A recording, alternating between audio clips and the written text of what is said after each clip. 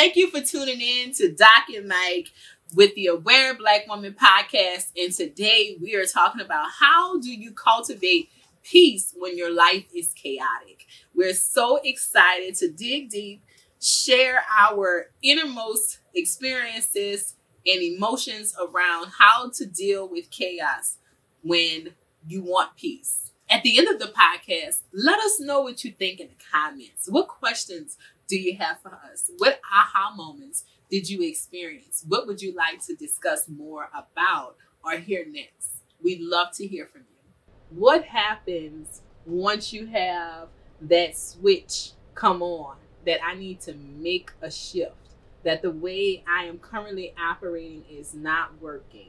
It doesn't feel good. I'm constantly drained. I can't keep my eyes open the next day. What happens when you make the shift? What happens when you decide to evolve and you may not have all of the steps? How do I do this? I want to feel different. I want to be different. Where do I start? My life feels chaotic. How can I calm the chaos? And so that's what we're going to discuss today. Yes. How do we calm the chaos? Right. I need to know. You don't even know. It's been kind of a crazy, to be fair, we both had, I had the flu. Right. And I'm still trying to get over a sinus infection. Well, it's just have a lingering cough. And then you have that coupled with, it's really a mental drag down, man. Yeah. So you got that along with life in itself, man. You're trying to deal with that. So what's the answer to the question? That is a loaded question. That is a loaded question. How do we calm the chaos?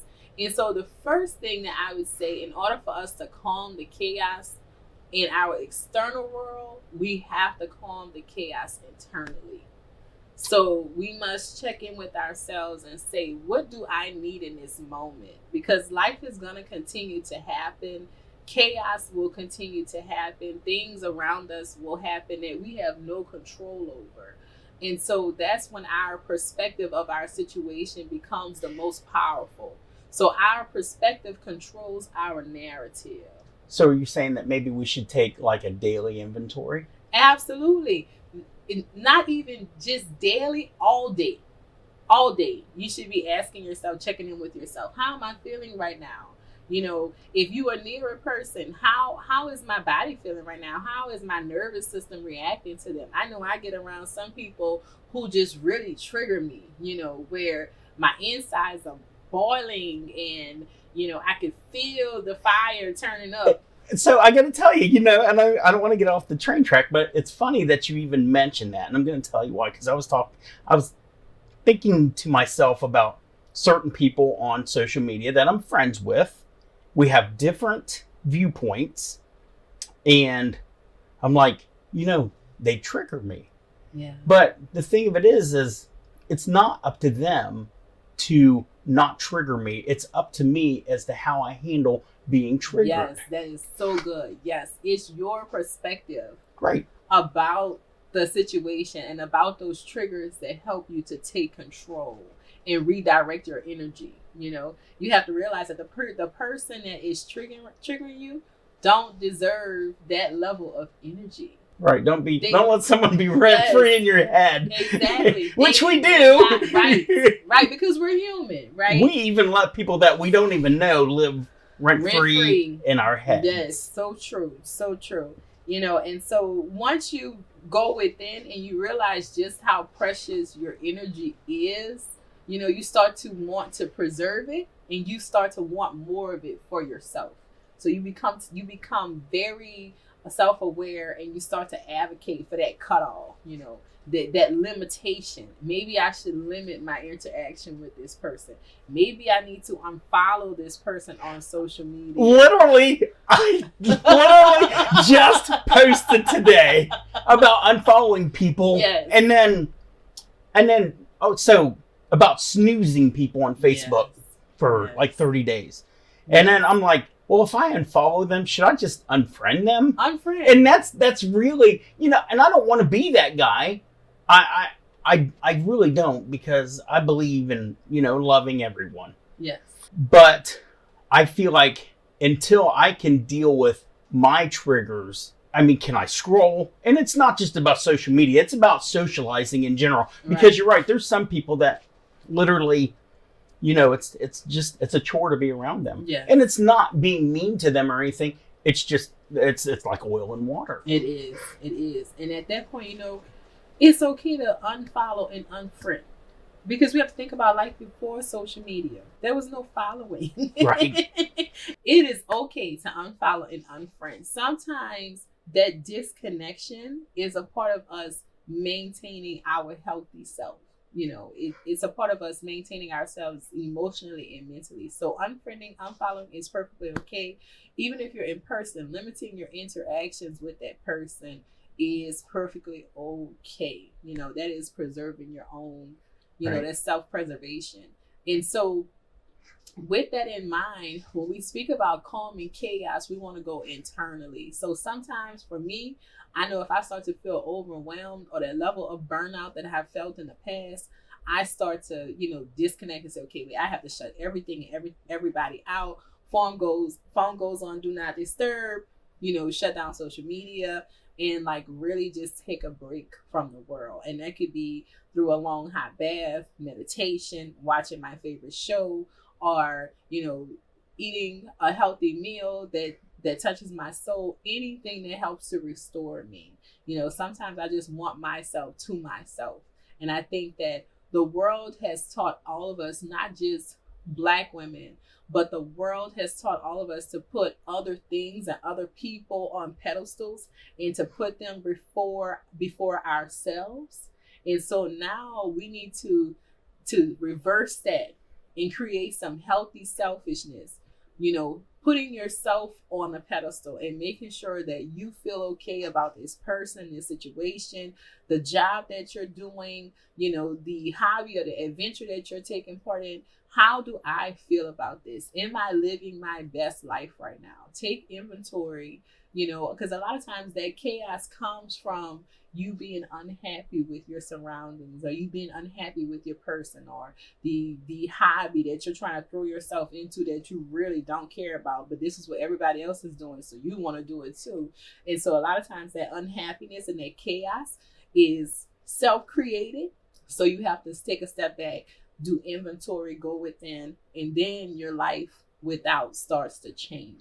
Now, does that correlate now with the strong Black woman stigma, whereas a strong Black woman would have to shoulder that, or she doesn't? I mean, that could go for anybody, obviously, but I mean, I guess to kind of stay on track to what would be the framework of aware Black woman. So we have had to shoulder it. Mm-hmm. There were times in our past where we did not have a choice when it came to raising our kids, maintaining a household, educating ourselves, leveling up in our careers, all of those things. There was a time when we did not have resources and we had to carry it all and we had to be it all. But that's no longer our time. We are stepping into a place where we have resources, and the more that we heal on the inside, the more that we attract people that we can trust that will help us.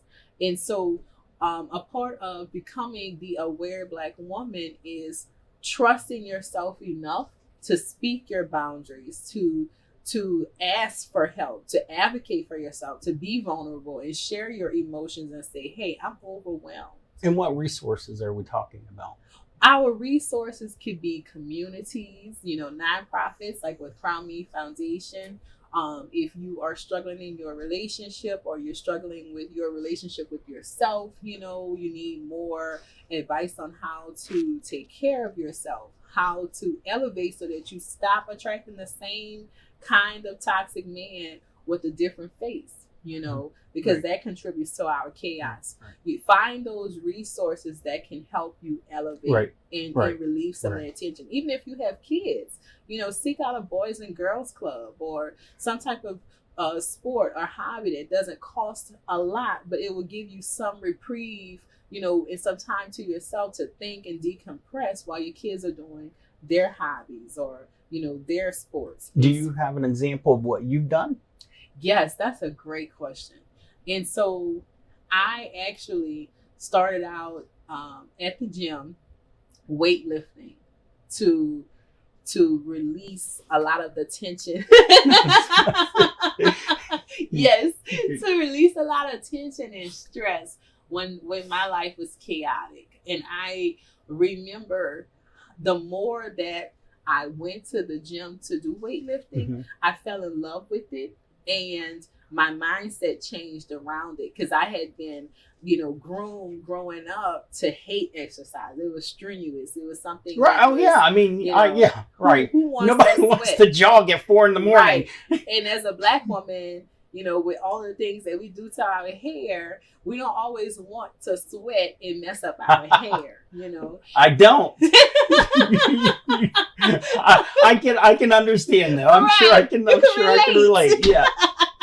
And so you just growing up and having that in my head that, okay, I don't want to sweat, I don't want to mess up my hair, I don't want to start from scratch with my roller wrap and all of those different things. I put that aside and I started to put myself first. And I made time every week to go to the gym. And I fell in love with fitness, so much so that I became an instructor. Oh, and wow. My hobby became something that I fell in love with and that I'm really passionate about.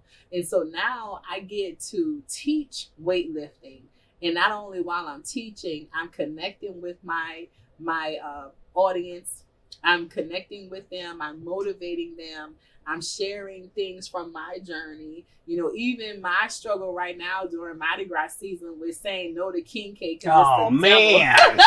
Dude, I have literally only been, this is my second Mardi Gras. And the king cake, there's good and there's bad king cake. There is good and there is bad. Don't let them tell you that they're all the same. They are not the same. But once you get a hold to a good one, man, oh my dude, God. Let me tell you, that's kryptonite, man. For a fat kid. It really is. Yes. And I just feel like I can look at the king cake and gain 10 pounds. Oh, man. Yes. Yeah. And so I fell in love with no baby yet. I gotta have another piece. No baby yet. I gotta have another piece. That knife is right there calling my name. Right. Just all day long. Especially if you have one at the house, you just constantly slicing it. Right. And eating all day.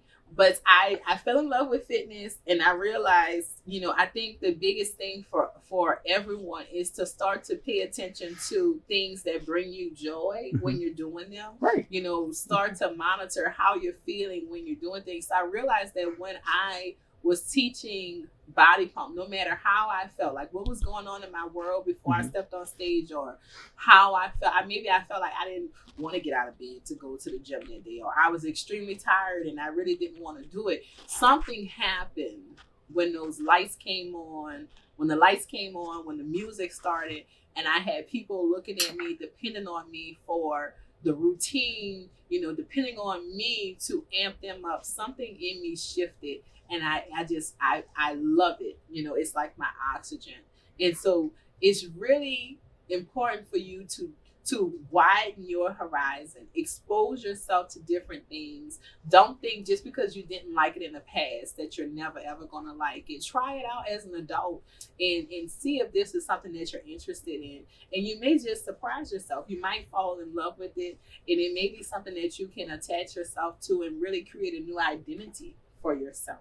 It's funny that you mentioned oxygen because, and I've said this before, I don't know if we've talked about this, but if you're ever on an airplane and they're doing the safety speech, and they say if the little yellow cup, the oxygen mask, falls down and you have someone beside you, a child or whatever, you should put yours on first. Yes. Because you honestly, at the end of the day, you cannot take care of someone else if you haven't taken care of yourself. And It's not being selfish. It's a fact. It is a fact. If you aren't taking care of yourself physically, mentally, and it works, it's interchangeable, because mental health is truly part of physical health. Yes, absolutely. Because I can tell you, just from from experience, I don't know, sometimes we get things, seasonal depression or whatever it might be, death in the family, whatever the case may be, that if your mental health isn't good, your physical health is going to falter as well. Exactly. Typically, that's always going to happen. They're interchangeable. That's why, physical health, mental health, the second word rather is health. Mm-hmm. And it's important to take care of yourself so that you can take care of your loved ones. I love that you said that. That makes so much sense, because think about it. When we stretch ourselves thin and we're not taking care of ourselves and we're trying to show up and constantly take care of others, they're not seeing a very bright, cheery, happy, cup-filled person. They're seeing us be snappy, be short, patient, anything just flip us off. Like we're not given the right reaction to the situation. We are, triggered and flying off the handle way more than what the situation calls for. Or to be fair, they could be seeing a fake version. A fake version, very good. Some people fake it till they make it. Some people, I've joked around before, because I've worked in a little bit of entertainment, and I've said, I have so many pants. I know, right? Jack of all trades and master of zero. I hope that didn't do it offensive. But I've said a few times that I've been paid to smile. I'll smile if you pay me to smile. Right. And that is the worst smile to give. A disingenuous smile. When you're just there and you're just this shell, and you're just, and I'm a fairly transparent person. I mean, you can look at you can see what I'm saying on my face. Mm-hmm. And it's tough. So many people look at happiness in different ways. Oh, I want this car to make me happy. I want, this person to make me happy. This is going to make me happy. And happiness, I feel like happiness is a phase. A happiness can be a season, but joy is truly something that, that sticks with you. Yes. And it, it is a lot about, discipline and that sort of thing. Yes, absolutely. That's so good. Like, joy has to come from within, because no matter what season I'm in or no matter what chaos is happening around me, I have a reservoir that I could tap into to create joy. Mm-hmm. in those hard times. And a lot of times, once we move past the chaos, once I know I had this struggle, after the chaos had settled in my life and the storm had passed, I got to a place of stillness, right? But then the stillness felt uncomfortable for my nervous system because I was so used to being in survival mode. And so then we start to have those questions in our mind. What problem do I need to solve? Like, where is the problem? We are groomed to look for problems. Yeah. My dad used to say, Mike, you're just borrowing trouble. Right. He would literally say, and he was right. He was right, because I was like thinking, what could go wrong? And I still do to this day. And I get it inherently. God love my mom. God rest her soul. But I do get it honestly. Yeah. But my dad would say, Mike, stop borrowing trouble. Yes. And I feel like we do. And that creates anxiety. Yes, we do. And it's something that we have to work on internally, but it comes from awareness. When you catch yourselves in those moments, right, where you're trying to borrow trouble or you're looking for a problem to solve because you've lived your entire life in survival mode, I know I have to tell myself, I have to pull back and say, listen, right, Danielle, you are okay. You do not have to have a problem to solve all the time. Right. Like, this is a time for you where the world is quiet. Everybody is okay. Everybody's alive. You are fine. Like, calm down, be still, and enjoy the moment. Right. And so when we have been in that survival mode for so long and we have been a do all, be all, when things are settled and are calm, our nervous system is so well adjusted to chaos, we start to look for trouble and try to recreate that chaos. And we have to readjust and realign our nervous systems to be okay with calm And not with drama. and not with drama. And you have to recognize that. You have to recognize that in yourself. Right. And that's why it takes that constant questioning yourself, that constant inventory. Right. Because we subconsciously don't even realize that we're doing it. So we could be happy in our single lives a lot of times, and things will be good. You have gotten all the pieces in place, and then you think, oh, it's time for me to date, and you go attract the drama that you have just recovered from. You have just, settled in your life. You go attract that same thing again. It's funny that you say, because there's this thing, a term that I coined at one time in my life, and it was called comfortable sadness. Yes.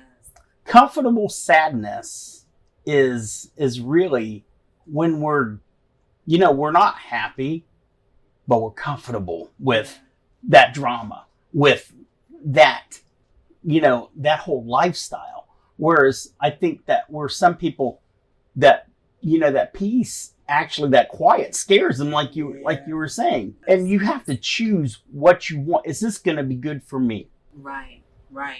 And catch yourself. Monitor yourself. Monitor your actions. Monitor your thoughts.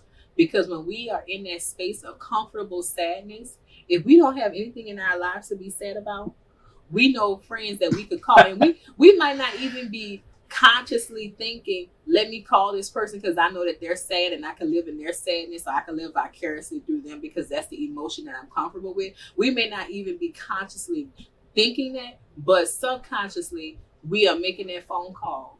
Ask yourself, why am I calling this person? Why do I need to connect with them right now? What am I feeling? What am I going after? What outcome do I expect from this conversation? So your circle of friends matters. Oh, absolutely. Because your circle of friends can take that oxygen that you need. Yes, they can take the oxygen that you need. They can deplete you. They can allow you to stay in places like your comfortable sadness or your comfortable chaos. They can allow you to stay in those places. They can add fuel to that fire, and keep that going. Or you could have friends that spark your desire for something more. That, friends that have leveled up, that have expanded, and you want to do the same. And so they're going to be asking you, what is your next business endeavor? What is your next great business idea? How are you planning to grow yourself? Once we move past the chaos, and our nervous system is not adjusted to calmness, to peace, we have to focus on that, and we have to be diligent in what we're telling ourselves. It's time to focus on those affirmations. Every good thing comes to me. I am okay with peace. I love peace. Peace loves me. Start feeding yourself those affirmations and that positive self-talk to make it okay for things to be calm in your life. And also I would say add some journaling to. Oh yeah. I think that's a great idea to journal. I mean, me personally, I have my faith. Yes. And that's very, very important to me because I know that, I've been through a lot, and I know that I didn't have to do it alone. I just feel like maybe there was times that the Lord said, I'm gonna let you do it, and you can just learn for yourself, Mike. Yes, and I mean, I think, for me, I like to give my, the battles that I think I have to fight, I don't. That's right. That is so good. I'm glad you said that because I just had an eye-opening thought about that this morning. Because as we evolve, we realized that there were versions of ourselves that maybe scared us or maybe put us in situations that we did not like, right? And so when we're trying to evolve and expand, it makes it hard for us to trust ourselves because we're still thinking about those old versions of us. Right. But we have to learn that the person that made those mistakes or made those poor choices or picked the wrong partner, that person is long gone. You will never be that person again. You are evolving and expanding, and now you have to trust this current version of you. And I'm so glad that you brought up God, because I always depend on the verse that says the steps of the righteousness are ordered by the Lord.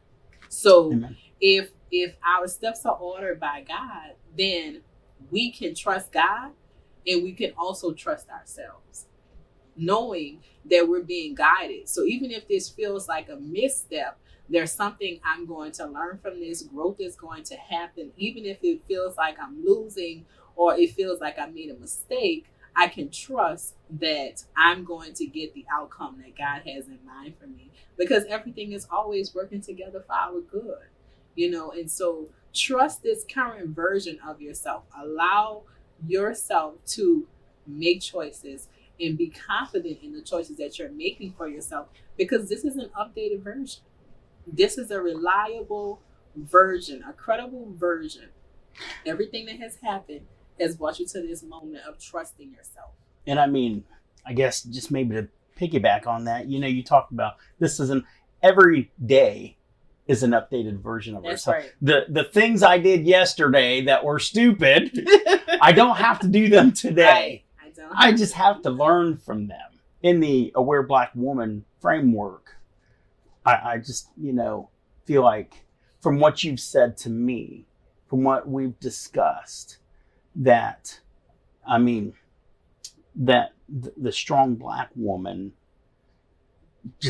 is just constantly, tunnel vision with everything.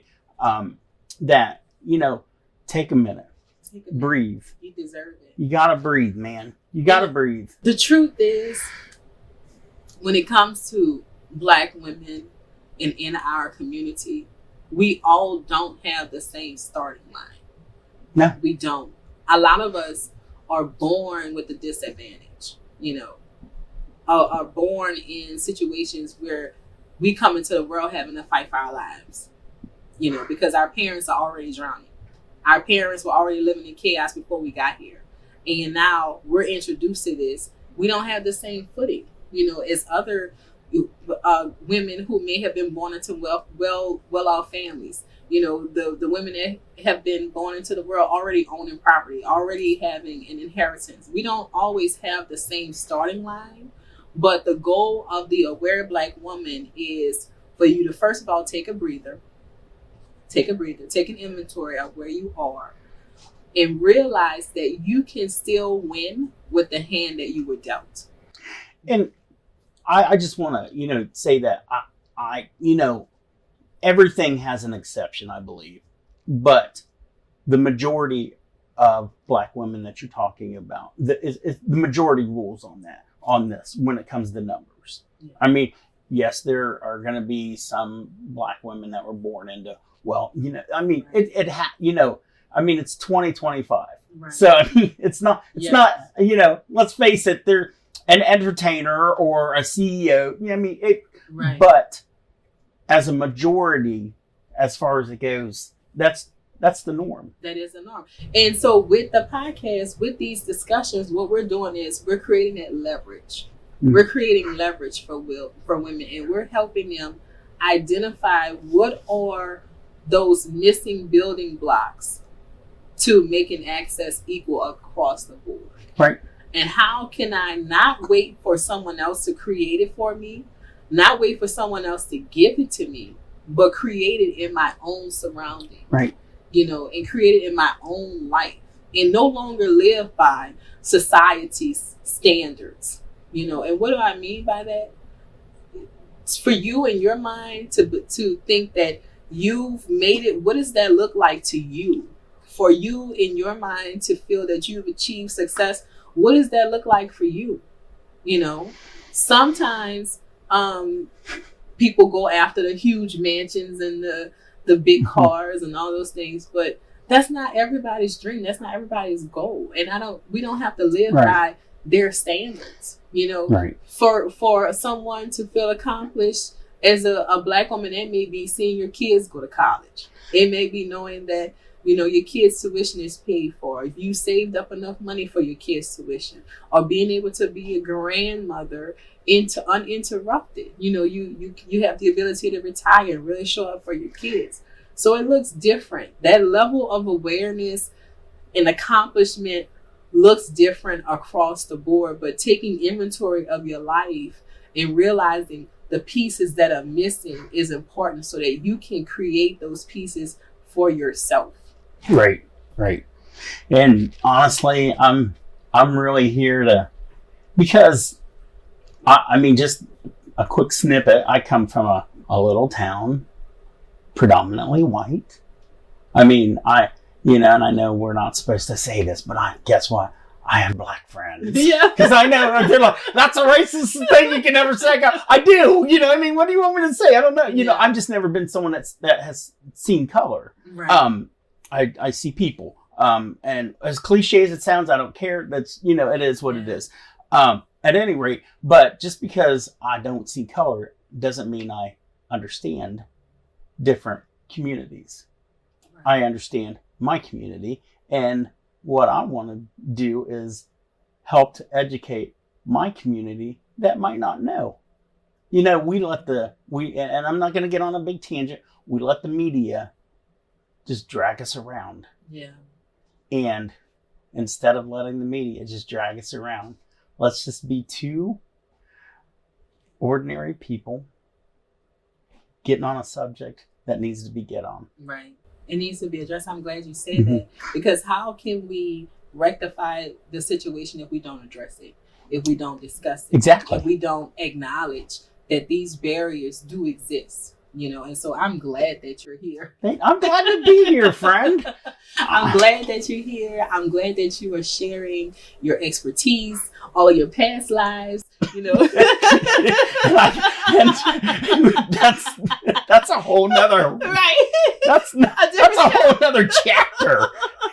Right. I'm so glad that you're here, because just having us together on camera sparks interest, but not only does it spark interest, it draws people into the conversation to see what exactly are they talking about. Because we do want to hear from you. Not to interrupt, but we do want to hear from you. We want you to click, we want you to subscribe. Right. But we want you to interact with us. Right. Because that's how we stick together. That is how we get back together. That's how we get away from years and years that's how we really ride the elephant in the room around. Yeah, I like that. And I love riding the elephant in the room around. I'm not scared to do it. I'm not scared at all. You are fearless. I learned that about you. Yes. I am a bull in the china shop. But I want it to be for something good. Yes, that's right.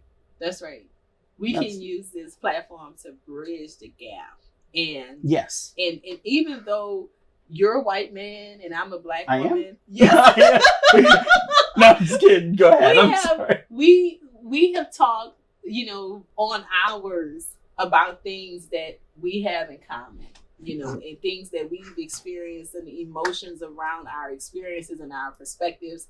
And we have so much that unites us, than things that divide us. I haven't really come to something that would really divide us, is what we're saying. That if we stop allowing the media, like Mike said, to drag us around and to divide us and to make us feel like you live in a box over here and you live in a box over here, right, and your lives are so much different, and we stop allowing the media to create that divide, we could actually remove the barriers, bridge the gap, and come together and have more respect.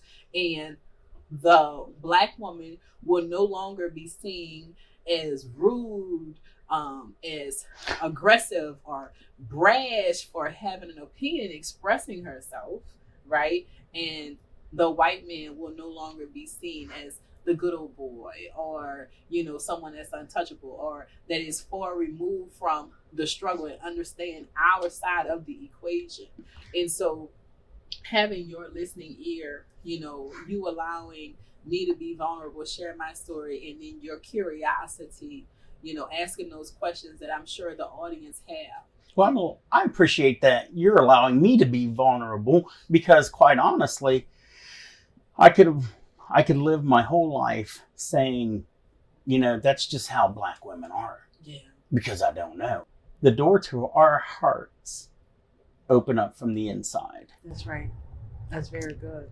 And for me, I wanted to open up my door of my heart, and because quite honestly, I had to humble myself and say, you know what? I don't know. I don't know the plight. I don't know what these, are they really going through what they're saying they're going through? And then after witnessing it and being around it and getting some education, and when I say education, I don't mean at school, I mean real life education. Mm-hmm. I when you came to me about this, I just decided that, man, I get it. I really, really do, because so many times we say, well, minorities they want to play the victim. And here's the thing is, everybody wants to play the victim. There are a lot of victims out there. Right. And there are minorities that want to play the victim. And there are people, white guys like myself, that want to play the victim. There's all kinds of people that want to play the victim. And we really need to see that. I don't think that being a strong Black woman implies that you're a victim. It is a state of mind that you need to really, and I understand that you need to dismantle. Yes. To be aware. I love that. That's so good, Mike. That is so good. Yes. The strong Black woman is a state of mind that we have to let go, that we have to release, that we have to dismantle, so that we can embrace our full selves. Because really, is it authentic for anybody of any color to believe that they can do everything and be everything to everyone? That's it's impossible. Like, it's impossible. And that is like a superhero syndrome that we have to let go. Yet this stigma, this weight has been placed on Black women, and it's suffocating. And some women have worn it as a badge of honor, and it's really not. It's a badge of destruction, and it is an open door to heart attacks, strokes, poor health, high blood pressure, all of the things that we think we won't deal with until we get in our late 70s or 80s or 90s, and it's happening younger and younger and younger. Black women in their 20s and 30s are having strokes. In their 40s are having strokes. And a lot of these things are stress induced. I'm seeing more and more influencers on Instagram and TikTok, Black women who have had strokes and are now ringing the alarm for other Black women to slow down, really do a self-check, and start to live their lives. Not to mention the leading cause of death in women alone is heart disease. Yes, that is very good. And so we hope that you have enjoyed our talk today. We have really gone deep within ourselves, within our communities, our perceptions, and shared with you how to move through chaos, not just as a Black woman, but any woman, right? And we have talked about how once you move through your season of chaos and you get to a place of stillness and peace, how do you accept that and not allow your nervous system to pull you back into chaos, not allow your nervous system to pull you back into old friendships, old patterns, old people that just allowed you to stay stuck and enjoy the chaos, not even knowing consciously that that's what's happening.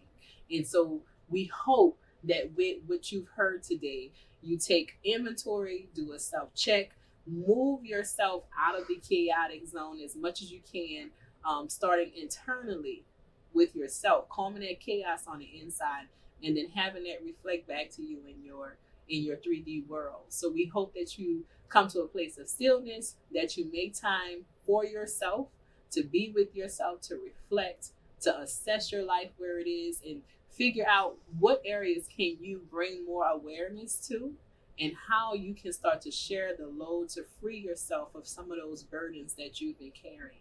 It is okay to be feminine, to be soft, to be vulnerable, and say, I need help. Because that help could be extending your life, it could be improving the quality of your life. And that's so important. That's what we want for you. So please continue to tune in, like, love, ask questions, let us know what you like to hear next. And of course, subscribe, share our channel. Let's grow this platform and bring awareness to our entire world. Heal people, and remember, awareness is your superpower. I'm Dr. Danielle. I'm Mike. And Don't forget to click and subscribe.